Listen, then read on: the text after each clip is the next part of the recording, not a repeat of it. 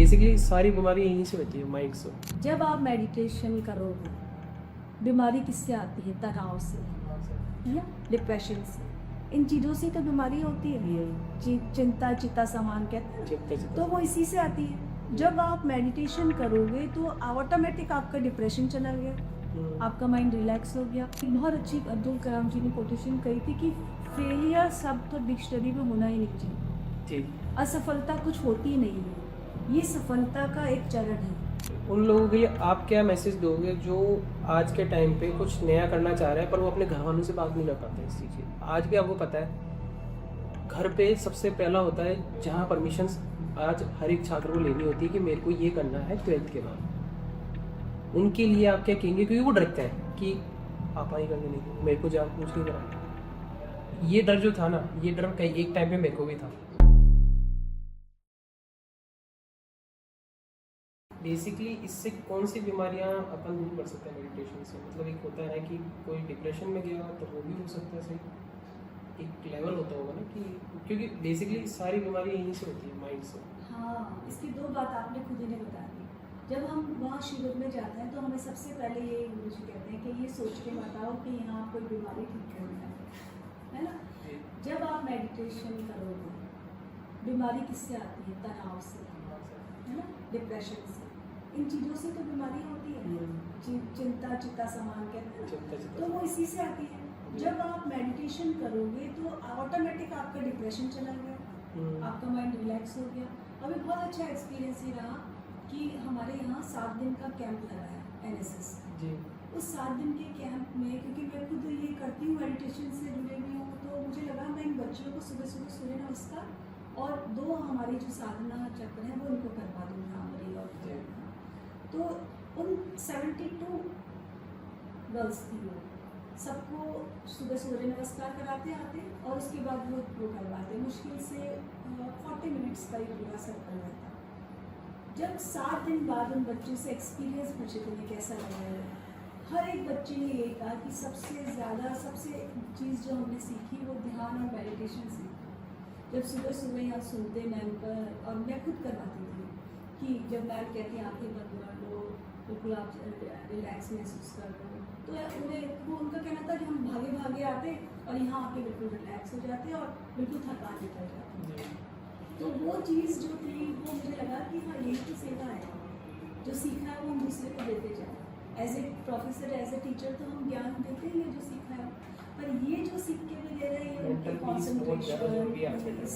Concentration देखो बहुत ज़रूरी है वो एक चीज़ में। और आपका रिलैक्स होना, आप जब बहुत ज़्यादा एंजाइटी हो जाती है तो आप गुस्सा करते हैं, तो जब आपने ध्यान किया तो एंजाइटी नहीं हुई, तो गुस्सा अपने आप खत्म हो गया। गुस्से से आपको बीमारी होती है, तो बीमारी कोई पैनिक अटैक आता है उनके लिए सबसे बेस्ट चीज़ है। आप अनुलोम विलोम करते हो तो आपकी सारी खुलती है, नसें नाड़ियाँ खुलती है, तो आपका वो BP और वो सब चीज़ें नॉर्मली हो जाता है। तो ये सारा एट द एंड कंट्रोल आपका एक में जो प्रोसेसर है वो माइंड है। प्रोसेसर अगर ये सब इंटेलेक्ट है, अगर ये सोच भी लेता है ना कि मैं बीमार हूँ, तो वो यहीं से ही बीमार होना चालू होता है, फिर वो बॉडी अपने आप उसके अकॉर्डिंग वर्क करती है। पर अगर जैसे एक एग्जांपल था, लाइव एग्जांपल, कि कोविड के टाइम पे डॉक्टर्स तक ये कहते थे कि आप ये सोचो मत कि आप मर जाओगे। अगर आप ये सोचोगे तो आपकी बॉडी उस अकॉर्डिंग काम ही नहीं करेगी। पॉजिटिव सोचो, पॉजिटिव सोचना आपका ध्यान मेडिटेशन से आएगा। आप सरप्राइज करोगे कि जब मैं कैंप में जाती हूँ वहाँ पर 60% यूथ बच्चे हैं आपके, सारे 19 to 30, ये सबसे ज़्यादा रहते हैं, और उसके बाद में सीनियर सिटीजन्स वाले रहते हैं, और बीच बीच में जो खासतौर से बिजनेस क्लास है वो भी रहते हैं, क्योंकि उनका स्ट्रेस का काम है। ये कहाँ पर होता है बेसिकली कैंप? ये पूरे ऑल ओवर इंडिया में, हर जगह अवार्ड भी सब जगह। श्री रविशंकर जी का ये आर्ट ऑफ लिविंग है, और ये पूरे सब जगह होता है। तो इसके कोर्सेज हैं 54 के आसपास कोर्सेज हैं, जिसमें अलग अलग योगा भी है, अच्छा, योगा और मेडिटेशन, योगा का अलग है, आपका सहज अलग है, बहुत सारे हैप्पीनेस कोर्स है। एक आपने उसके बारे में तो सुना होगा ना कि जैसे आइस बात के अंदर लेकर के फिर वो मेडिटेशन को कुछ कराते हैं। मैंने देखा था थोड़े दिन पहले यूट्यूब पे, इन पे भी देखा था। ये क्या उसको मेडिटेशन नहीं कहेंगे, वो जस्ट थेरेपी है। वो थेरेपी है। हाँ, अलग अलग थेरेपी होती है। आपने देखो पानी में मछलियों को छोड़ देते हैं और आपकी स्किन को डेड स्किन को हटाती है। हाँ हाँ वो डेड स्किन हटने के बाद क्या हुआ, आपकी जो ब्लड सर्कुलेशन है वो प्रॉपर हो जाएगा, फील भी अलग होता है थोड़ा सा। वो हीलिंग हो जाती है।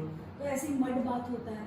अच्छा, मड बाथ भी होता है जिसमें आपको बॉडी आपकी जो जहाँ पेन कर रहा है, क्योंकि मड में क्या है, नेचुरल चीज़ें हाँ, मिनरल्स होते है ना, खाद ये सब चीज़ें जो भी हैं, तो वो आपकी हील करती हैं पर्टिकुलर जगह। तो ऐसे ही आपकी आइस बात, अब जब हम आइस से करते हैं तो आइस बात हो जाती है, तो ये जस्ट थेरेपी है। क्योंकि कहीं ना कहीं अब यही है ना, एक यूट्यूब से मैंने देखा, कहीं मेरे को कंफर्म करना था कि क्या ऐसा भी कुछ होता है, वहाँ नीचे लिखा था मेडिटेशन आइस बात। मैंने कहा ये कौन सी नई चीज़ आ गई। अगर मैं आज के टाइम पे ये तो देखता हूँ कि भाई लोग कास्ट को लेकर के बहुत सारे क्वेश्चन सेंसिटिव भी हो रहे हैं बहुत ज़्यादा लेते हैं। नहीं, मेरा ऐसा है भी नहीं, मतलब मैं उस चीज़ में मानता नहीं पहली चीज़ को। क्यों मानना है आपका किसी भक्ति या भक्ति को, पर ये है ना कि मेरा ये था कि आप पर्टिकुलर उसी ले पे क्यों, मतलब कि एक होता है ना कि कृष्ण भगवान ही क्यों, शिव जी भी है, बिल्कुल वो भी है, हाँ। उस वे पे क्यों नहीं, मैं इस आपके सवाल नटखटपन है या वैसा है वो वाली चीज़ को देख कर। हाँ बिल्कुल, देखो ये चीज़ है ना, दो तरह से मैं इसका जवाब देती हूँ। मेरा बेटा भी मुझसे कई बार पूछता है कि भाई आप क्यों हो कृष्ण जी की भक्त। तो जबकि मुस्लिम्स में वो नहीं होता, आपका मूर्ति पूजा नहीं होती। ये मैं नहीं पता था। हाँ, मैं बताती हूँ, मुस्लिम पूजन होती है। तो अब मेरे जो कृष्ण का रूप की जो मैं फॉलो करती हूँ, उसमें कृष्ण जी जो है वो प्रेम के साधन जी, है, प्रेम के ईश्वर, ऐसा ईश्वर जो एक पत्ते से, प्रकृति के हर पत्ते पत्ते से, हर एक गाय बछड़े जो जानवर है उनसे, हर गोपी से, हर गोपाला से, मतलब हर जीव से प्रेम करते हैं। तो प्रेम का इतना विस्तृत रूप जो सूफीज़्म में भी मिलता है। तो क्योंकि मैंने सूफी फिलॉसफी में पोस्ट डॉक्टरेट किया है जी, ना, रिसर्च किया है, तो उसको मैं बहुत डीपली कनेक्ट हुई। पहले मैं वही सूफी फिलॉसफी किया मैंने, उसके बाद धीरे धीरे किसी ने मुझसे कहा कि भाई आप प्रेम को इतना, इस प्रेम तत्व को इतना महसूस कर रहे हो तो कहना पे कुछ लिखो। तो पहले तो मुझे उनकी बात समझ नहीं आई। ये हमारे एक प्रोफेसर थे फिजिक्स के, पर शायद कहते हैं ना कि कहीं कोई ऐसी पावर है जो आपको किसी चीज़ के लिए प्रेरित करती है। उनका कैंसर से डेथ हो गई, तो मुझे लगा कि मैं उनके लिए क्या कर सकती हूँ, उनकी इस बात को शायद मैं अपनी स्टोरी से उनको श्रद्धांजलि दे सकती। तो मैंने एक कान्हा कहानी लिखी। वो कहानी कहते हैं ना, कहानी राइटर के लिए होता है कि वो खुद नहीं लिखता है, उनके वो भाव पेन लिखते हैं। उठाता है और कहानी अपने आप को लिखती है, लिख जाती है, वो एक कहानी- भाव होते हैं अंदर के जो आप पेपर पे अपने लिख रहे आ हो। जाते हैं, है ना? जी जी। तो वो जब मैंने कहानी लिखी, वो पूरी कहानी हो गई, और उसके बाद वो कहाना किसमें आया, एक कचरा बीनने वाले बच्चे। तो कहना का रूप जो हम मंदिर में पूजा करके, कर्मकांड करके, आरती करके, वो कहना नहीं। जी, कहना वो विस्तृत रूप जो सबको प्रेम करता है, हर व्यक्ति की पीड़ा को हरता है, सबको खुश देखना चाहता है ना, जिसको मदद की गुहार है वहाँ पहुँच जाता है। जी, वो ईश्वर का, चाहे आप उसको खुदा कह दो, चाहे उसको खाना कह दो, तो वो कहना करो और किसी को। ये तो है। इसमें है ना एक चीज़ और थी कि जैसे भक्ति जो है ना वो मन से होनी चाहिए। हाँ, अगर कोई ऐसे ही बोल रहा हो कि भाई वो भक्ति है ही वो नहीं। भक्ति है ही नहीं, नहीं, क्योंकि वो बोल तो किसी और के सामने, घर पे जा करके वो उस चीज़ को फॉलो भी नहीं कर रहा आप खुद के ऊपर। कर्मकांड कर लो फिर। हाँ, आप दुनिया को दिखाने के लिए भक्ति करो, आप अभी अपने लिए नहीं कर मेरे रहे। को बोलते हैं वो जने कि तुम तो पूछते नहीं हो, ये नहीं करते, वो नहीं करते। मेरे को पता है जब मेरे को कोई भी परेशानी होती है, हनुमान चालीसा गाता हूँ, क्यों, वो मेरे को संकट मोचन हनुमान, मतलब यह कहना पड़ेगा, जब वो मेरे को पूरी पावर दे रहे हैं, वो मेरे को कहीं ना कहीं मेरे स्ट्रेस को ख़त्म कर रहा है वो चीज़। मेरे लिए भगवान वही है जो मेरे उस टाइम पे मैं याद करने पे मेरे को वो चीज़ दे रही है कि नहीं, ये तो नेगेटिव पे है, थोड़े टाइम का दुख है, निकल जाएगा, उन चीज़ों से निकल जाएंगे। पर वो नहीं कि उस टाइम को सपोर्ट चाहिए होता है किसी का, अपन को ह्यूमन सपोर्ट की कभी जरूरत भी नहीं होती है। बिल्कुल। एक अपना अलग, अपने एकांत के अंदर ही, जिनसे अपन मानते हैं, जिनको अपन याद करते हैं, जिनको अपन चाहते हैं कि बताना अपने मन से, कि जो किसी को नहीं बताते भगवान को सब बताता है।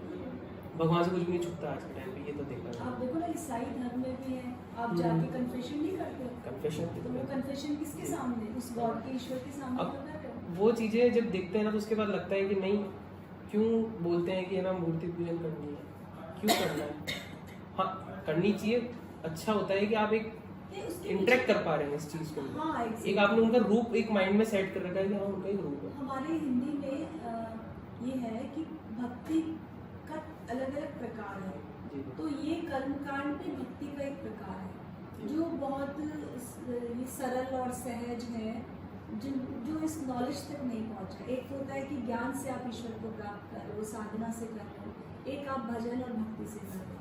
तो वो जो सहज सरल रूप है या पहला चरण है ये, है ना। तो हमने देखा होगा मंदिर में बहुत सारी लेडीज जी। भजन गा रही कर रही हैं, तो वो उससे कनेक्ट, उस तरह से कनेक्ट हो पा रही है। और जो भक्ति है वो यहीं से शुरू होकर आगे जी। स्टेप बाय स्टेप आगे बढ़ती एक सवाल अभी जैसे मेरे को कुछ जिन्होंने पूछा भी था है। थोड़े दिन पहले कि तेरा क्या कहना है कि जब तू कॉलेज में था तेरे को टेंशन होती थी या आज के टाइम पे टेंशन है, मतलब एस वो ये कहना चाह रहे हैं कि क्या एज होती है जब यंगस्टर्स सबसे ज़्यादा टेंशन में आते हैं और उसको वो टेंशन होती नहीं, बस उसको ऐसे बहुत ज़्यादा टेंस हो जाते हैं उस चीज़ को लेकर के कि नहीं ये तो बहुत बड़ी चीज़ हो गई मेरे लिए। बल्कि उन्होंने अभी तक तो अपनी जर्नी स्टार्ट ही करी है। मैं खुद के लिए भी कहूँगा, मैं एक टाइम तक स्टूडेंट था, अभी काम चालू किया था इसमें, ये स्टूडेंट हूँ अभी भी, सीख रहा हूँ, कर रहा हूँ, कीप लर्निंग है। मैं भी इतना टेंशन में आ जाता हूँ, तो आप उन लोगों के लिए क्या कहोगे कि वो टेंशन नहीं लें, क्या आप करें वो उनके लिए? देखो दो बातें हैं, एक तो है कि उनको टेंशन होती है, उसके पीछे कारण है कि अभी स्टूडेंट्स जब वो स्टूडेंट है कॉलेज में पढ़ रहे हैं उस समय तक वो रिलैक्स है, बस उनके सामने एक मोटो है कि हमें पढ़ना है, मार्क्स लाने हैं। जब वो कॉलेज से पास आउट होते हैं तब उनके सामने भविष्य आ जाता है कि अब हमें कुछ जॉब करनी है, जॉब कैसे मिलेगी, क्या हम प्रोफेशन ट्रेनिंग करें, कौन सा कॉम्पिटिशन दे, तो वहाँ उनको स्ट्रेस हो जाती है। और कुछ स्ट्रेस तो उनको होती है, कुछ स्ट्रेस उनके फ्रेंड्स कलीग्स करवा देते हैं, कुछ फ्रेंड्स उनके रिलेटिव्स करवा देते हैं, कुछ फ्रेंड्स उनको उनके पेरेंट्स करवा देते हैं। तो क्या कर रहा है, अब तो क्या करेगा, बेटे ने क्या कर लिया, अरे आपके बेटे ने क्या कर लिया, दोस्त पूछते हैं तूने क्या उनके लड़के ने ये कर लिया तू कब करेगा, सबसे बड़ी सवाल तो ये आता है कि तो जो आपस में कंपैरिजन आ जाता है, उसका बेटा तो यहाँ पहुँच गया, वो तो ये कर रहा है। जी, तो वो आमिर खान की पिक्चर थी ना, वो थ्री इडियट्स, थ्री इडियट्स, जी। उसमें इतना अच्छा मैसेज दिया ये तो कि आप अपने बच्चे की जो प्रतिभा है, जो टैलेंट है, उसको पहचानो और उस पहचान के आप उसको सपोर्ट करके आगे बढ़ाओ। वो जो एक टैग बना हुआ है कि इंजीनियर, डॉक्टर, प्रोफेसर, यही आपकी लाइफ है, यही आपके सक्सेस का आधार है, ये नहीं बना तो आप सक्सेस नहीं है। उनके तो लिए आज सक्सेस का क्राइटेरिया चेंज हो गया है भाई। 4 फील्ड ही खोल के रखे हैं, हाँ। डॉक्टर, इंजीनियर, गवर्नमेंट जॉब और बिल्कुल, बिल्कुल। और एडवोकेट, इसमें ये सब। सबसे इम्पोर्टेंट ड्यूटी पेरेंट्स की रहती है कि आपका बच्चा, आप जानो उसको, वो आगे बढ़ना चाह रहा है तो उसको आप सपोर्ट करके आगे बढ़ाओ, और जो उसमें है टैलेंट वो आगे। एक बहुत अच्छी अब्दुल कलाम जी ने कोटेशन कही थी कि फेलियर शब्द डिक्शनरी में होना ही नहीं चाहिए, जी, असफलता कुछ होती ही नहीं है, ये सफलता का एक चरण है, एक कदम है, कि आप सफलता की तरफ बढ़ तो गए हो, बढ़ चुके हो और आगे भी एक बढ़ोगे, स्टेप आगे बढ़ गए हो। वही है। फिर तो है ही नहीं कुछ, आज आपने नहीं किया, आपने से सीखा, एक्सपीरियंस लिया, कल उससे आगे बढ़ गए हो। आपने स्टेयर्स चढ़ना चालू जस्ट अभी किया है कुछ तो फेलियर नहीं जी होता हाँ, है, और ये बच्चे को हमें मैसेज देना है कि तुम करो, आगे बढ़ो। और बहुत आजकल, और जो एक टेंस का कारण है सोशल मीडिया। सोशल मीडिया, आप सोशल मीडिया में अपने इंस्टा पे देखते हो बहुत सारे जो सक्सेस है वो अपनी चीज़ें दिखाते हैं, तो कहीं एंजाइटी हो जाती है, अरे कितना सक्सेस हो रहा है, मैं कब मिलूंगा, मुझे ही कब मिलेगा। होता है बचपन से, नहीं होता कि मेरे को भी चाहिए, इसके इतने व्यूअर्स आ गए, मेरे मेरे को कब भी- आएंगे, वो इस गाड़ी में घूम रहा है तो मेरे को भी चाहिए, वो ये फोन ये लेके इसकी बॉडी इतनी अच्छी, मेरी कब बनेगी, इसने ये कर लिया, मैं कब करूँगा। तो वो जो चीज़ें इंस्टा पे आ रही हैं, जो दिखा रहे हैं, उसमें कितना 100% सही है, वो किस मुकाम से, किस जर्नी से निकला है, ये आपको एक्सपीरियंस रियलिटी में नहीं रहता है, तो एक स्ट्रेस का कारण वो भी रहता है। तो हमें ख़ास तौर से यूथ को इस जो सोशल मीडिया की चीज़ें हैं उसको पॉजिटिव वे में लेना चाहिए, ना कि वो बहुत ज़्यादा उस पर डिपेंडेंट नहीं होना चाहिए। बहुत अच्छे पॉडकास्ट होते हैं, आप पॉडकास्ट सुनिए ना, पॉडकास्ट आपकी लाइफ जर्नी, आपके एक्सपीरियंस है। इंस्टा में डाले हुई पोस्ट आपके एक तरह से आपको कहीं जेलसी फील करवाता है, और पॉडकास्ट सुन के आप हमेशा क्या रहता है, आप दूसरे के एक्सपीरियंस को धीरे धीरे सुनते हैं और इसकी लाइफ में ये हुआ था, अच्छा इसने ऐसे किया, मैं भी कर सकता हूँ। तो वो चीज़ क्योंकि जैसे हम साहित्य में जीवनी पढ़ते जी। हैं, संस्मरण पढ़ते हैं, जी। मुझे लगता है यही लाइफ जो आज के ट्रेंड के हिसाब से पॉडकास्ट है।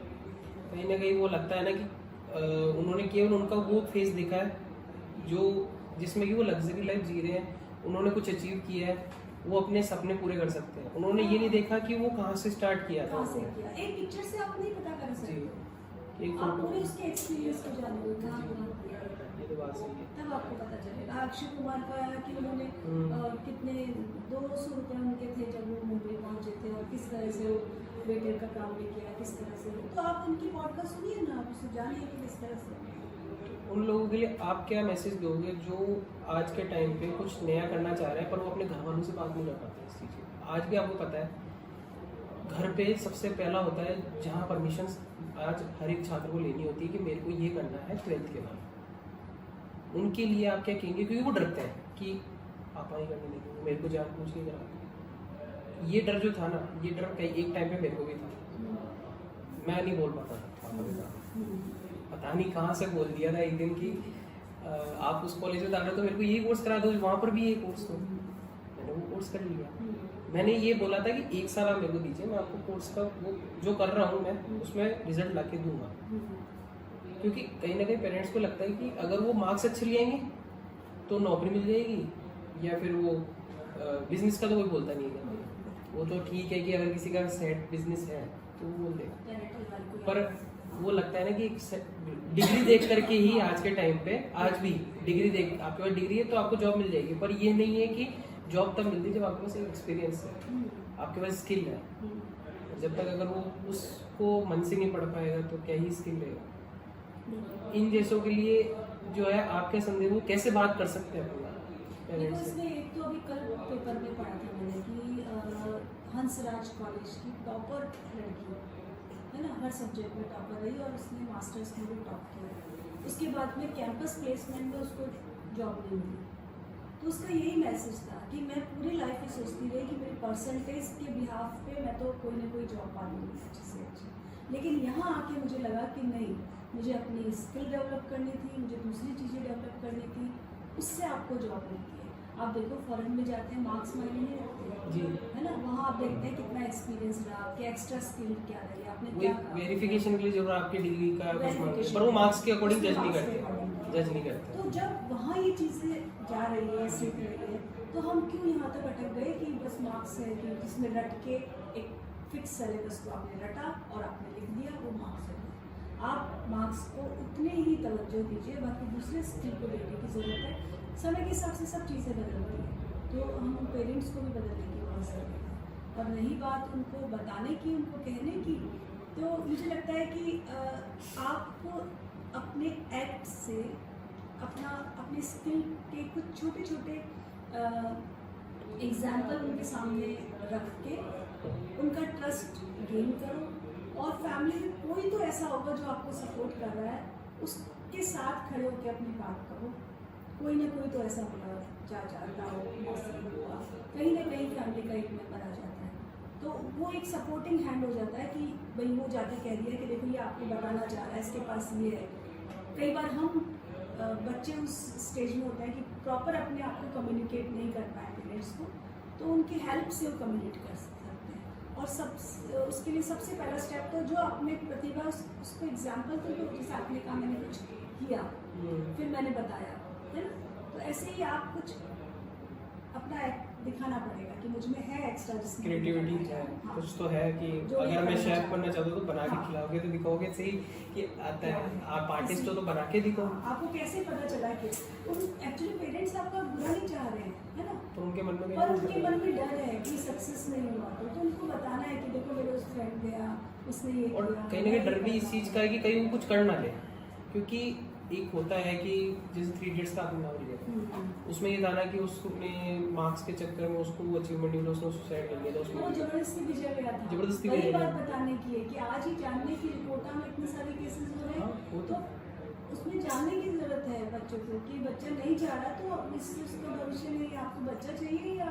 वो इंजीनियर उनको बन गया, वो बचपन से ही बताया जाता है कि तुम तो ये कर लोगे तो सब कुछ मिल जाएगा। अच्छा, उनके माइंड में ये चीज़ डालने वाले भी ये हैं कि उन्होंने वो लाइफ देखी है उनके टाइम पे, तो उनको ये नहीं पता कि हर टाइम एक फेज आता है जब सब चीज़ें चेंज होती है, कि जो बच्चा बचपन से नहीं पढ़ा उसका केवल गेमिंग में हो, तो वो एक टाइम बाद में है ना गेमिंग के अंदर भी करियर बना लेता है। आज के टाइम में गेमिंग भी चल रहा है, हर चीज़ गेमिंग में कैरियर, बल्कि मैं तो कहती हूँ कि कोई भी स्किल आपने सीखी है उस स्किल को, आज जैसे मेरी कजन सिस्टर लॉ की डॉटर है, उसने NLU से लॉ किया, उसके बाद में लॉ करने के बाद उसने साल भर 2 साल उसने अपने किसी दिल्ली में सुप्रीम कोर्ट में किसी नॉन उनके साथ में काम नहीं किया। उसके बाद उसको लगा नहीं मैं इस फील्ड के लिए सही नहीं, उसने छोड़ दिया, फिर उसने IAS का एग्जाम दिया और IAS में उसका सिलेक्शन हो गया, है ना। तो ये आपकी है कि आप अब उसको पेरेंट्स पे ट्रस्ट किया और उसकी विल पावर स्ट्रांग है, तो दोनों का रिदम है कि बच्चा भी आप प्रूव करो कि आप ये चीज़ कर रहे हो, पेरेंट्स उस पर ट्रस्ट कर रहे हैं। आपने बताया था मेरे को, अपनी जो बात हुई थी आपने कोई बुक लिखी थी।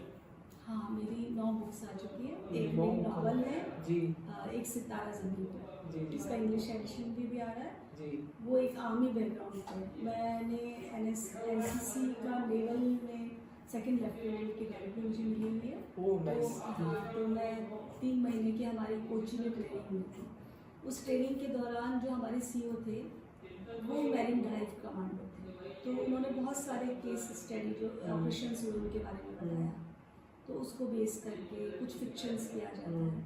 तो एक सितारा ज़मीन पे नॉवल रखी और 3 मेरी स्टोरीज का कहानियों का संग्रह है और 4-5 किताबें जो हैं मेरी क्रिटिसिज्म वाली हैं वो हैं, और 2 बुक्स मेरी कोर्स की बुक्स हैं। तो अभी आज के टाइम पे आप अपने जितने भी छात्र, मतलब बाहर के जितने भी छात्र हैं, उनको कौन सी बुक सजेस्ट करोगे कि वो उनकी लाइफ में एक बुक जो आपको लगता है कि नहीं ये तो पढ़नी ही चाहिए हर एक बच्चे को? वैसे तो बहुत सारी बुक्स हैं, पर क्योंकि मेरे स्टूडेंट्स में सिर्फ हिंदी साहित्य के लिए सारे स्टूडेंट्स आते हैं, एज ए प्रिंसिपल तो सारे स्टूडेंट्स आते हैं, तो मैं चाहूँगी कि एक किताब में हंसराज रहबर की किताब है विवेकानंद जी, वो बहुत खूबसूरत है, मुझे लगता है हर युद्ध को उसको पढ़ना चाहिए, वो उनकी जीवनी विवेकानंद। तो एक कहें हमारी संस्कृति के संवाहक के रूप में, उसके आगे बढ़ाने वाले जो फॉलोअर के रूप में विवेकानंद जी यूथ को सारे मैसेज दे दिया उन्होंने, और ऐसे मैसेज दिए जैसे पहले उन्होंने उसको जिया है फिर उसको आपको मैसेज दिया है, तो वो इतनी प्रासंगिक है आज के समय में भी, उसका इतना है कि आप उस समय की चीज़ें आज भी आप आपके उसमें आप अपने जीवन में उतार सकते हैं।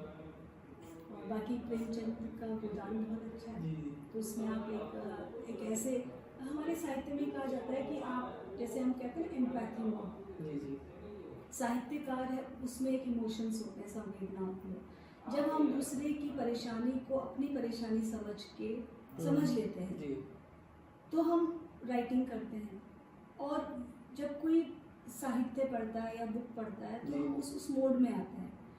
ऐसा इंसान सोसाइटी में अगर आएगा तो वो सबका भलाई करेगा, दूसरे की परेशानी उसकी खुद की बन जाएगी, है ना। जैसे हमारे मेडिटेशन में कहते हैं कि ऐसे देखो कि मुझ में भगवान है और तुझ में भी भगवान है, तो जब हम देखेंगे तुझ में भगवान है तो मैं भगवान का बुरा कैसे करूँगा, कहीं ना कहीं और जुड़ जाता है। हाँ, सामने वाले का पूरा कर ही नहीं सकते जो भगवान मान रहे हैं, तो ये जब भाव आ जाएंगे तो ऑटोमेटिक चीज़ें अच्छी हो जाती हैं। ये तो आज जो आपने बताया ना सर, मतलब लग रहा है कि अब मेरे को लग रहा है कि अब जितने भी जो व्यूअर्स हैं, जो भी यंग व्यूअर्स हैं, उनके लिए हेल्पफुल रहेगा, और कहीं ना कहीं मेरे को लग रहा है कि नेक्स्ट पार्ट लेते हैं, कमेंट अस ऑन यूट्यूब की क्या करना है क्या नहीं, कौन से क्वेश्चन हम और पूछ सकते हैं मैम के साथ में। तो बहुत बहुत धन्यवाद। स्टूडेंट्स को हमेशा यही कहती हूँ कॉलेज में कि मैं तुम लोगों के लिए हमेशा अवेलेबल हूँ, चाहे इस कॉलेज में अभी पढ़ते समय तुम्हें परेशानी है या तुम्हें लाइफ में कोई भी परेशानी है, तुम मुझे 24 आवर्स कभी भी फ़ोन करो, मैं हमेशा तुम्हारे लिए। तो मुझे लगता है एक होता है शिक्षक कभी भी वो रिटायर्ड नहीं होता ना, रिटायर्ड नहीं होता। और ये गॉड की ब्लेसिंग है कि हमें ऐसा काम मिला हुआ है कि हम उन सब बच्चे को गाइड कर सकते हैं। बस थैंक यू।